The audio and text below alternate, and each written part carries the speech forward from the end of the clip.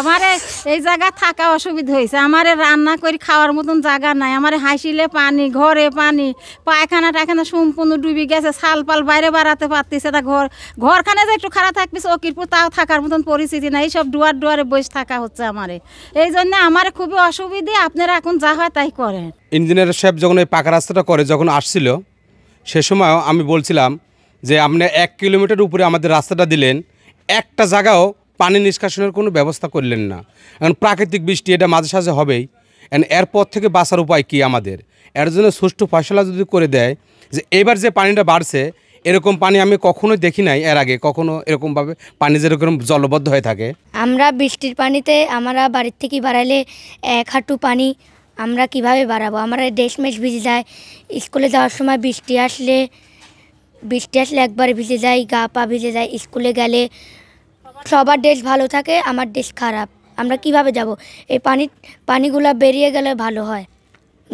ওপারে নদী আছে, বিল আছে, পানি বের করে দেওয়ার আমাদের সরকার সাহায্য করলে ভালো হতো।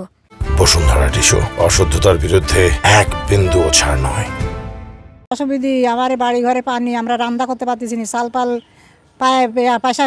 পায়খানা পেশাব করতে পারতেছি না। আমার খুব সমস্যা। আমরা তাই সরকারের কাছে আমরা জানাতে চাই।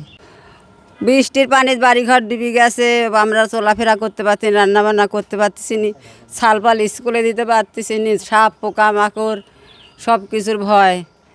আমরা এত বেকারে আছি, সরকারের কাছে আমরা আবেদন করতেছি এগুলো যেন বাড়ানোর ব্যবস্থা করে। সমস্যা যে জলবদ্ধ হয়, যে পানির বর ডুবে যায় এবং ক্ষয়ক্ষতি হয়, এজন্যই এই করা।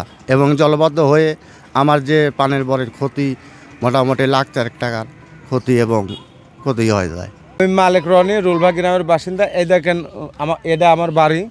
মাঝে মধ্যে ভারী বৃষ্টি হলে জলবদ্ধতা হয়। তো এই যে পাশে পাকা রোড, পানি নিষ্কাশনের কোনো ব্যবস্থা নাই। 2 দিন যাবৎ বাসা ঠিক মতন ঘুমাতে পারিনি, দোকানপাটে থাকি। হ্যাঁ, আমার ছেলে মেয়েরা ঠিক মতন স্কুল পাটে যেতে পারতেছে না। গোটা গ্রামের মানুষই আমরা পানিবন্দী অবস্থায় আছি। সরকারের কাছে আবেদন, আমাদের এই জলবদ্ধতা অতি দ্রুত নিরসন করুক, এটাই আমাদের চাওয়া।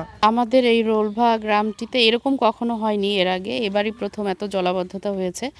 আমরা পরিদর্শনপূর্বক 3টা পয়েন্ট খুঁজে পেলাম যেখানে পাইপের মাধ্যমে পানি নিষ্কাশন করা সম্ভব। সেটি আমরা আপাতত করছি সাময়িক সময়ের জন্য, কিন্তু পুরোপুরি যদি এই জলাবদ্ধতা আমরা নিরসন করতে চাই সেক্ষেত্রে আমাদের একটি ড্রেন দিতে হবে এখানে।